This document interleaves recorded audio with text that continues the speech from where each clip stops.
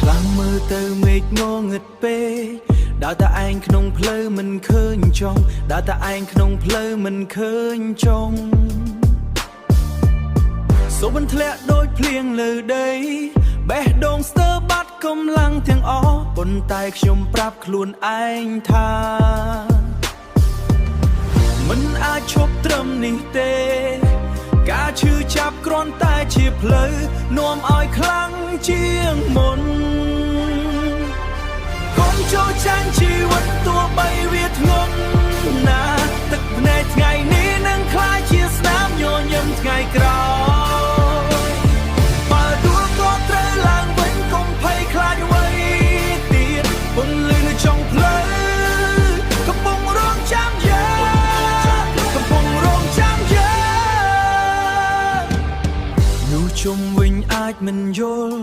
ថាអ្វីដែលយើងកំពុងប្រឈមតែសំខាន់គឺចិត្តខ្លួនឯង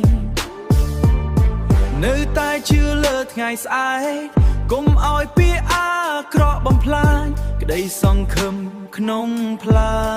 ញក្តីសង្ឃឹមក្នុងចិត្តគ្រប់ជំហានតូចតូចកំពុងនាំទៅរកជោគជ័យចូលចាញ់ជីវិតទោះបីវាធ្ងន់ណាស់ទឹកភ្នែកថ្ងៃនេះនឹងក្លាយជាស្នាមញញឹមថ្ងៃក្រោយ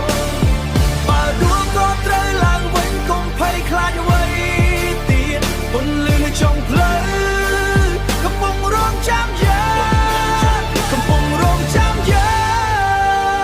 ងពេលងងឹតបំផុតនោះហើយជាពេលពន្លឺចិត្តមកដល់ពន្លឺចិត្តមកដល់កុំបោះបង់ក្តីសូបិនព្រោះនាងអាចធ្វើបានកុំចូលចាញ់ជីវិតយើងត្រូវឈ្នះវា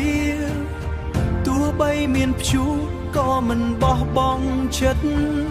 ថ្ងៃថ្មីនឹងមកដោយពន្លឺភ្លឺថ្លាហើយយើងនឹងឈ្នះដោយខ្លួនឯង